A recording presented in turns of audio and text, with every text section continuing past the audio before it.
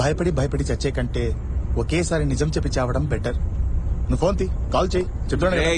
Unwanted inspiration ఇది. నువ్వు ఇప్పుడు నిజం చెప్దామని if you make a call there be consequences, we all will be hurt రా. డోంట్ డూ రా. రే, భయం గురించి నేను చాలా ఆలోచించాను రా. అది లేనిది ఉన్నట్టుగా చూపిస్తుంది, చిన్న చిన్న విషయాల్ని పెద్దగా చేసి చూపిస్తుంది. నేను చెప్తున్నాను కదా, నువ్వు కాల్ చేయి, చెప్పు, నిజం చెప్పు.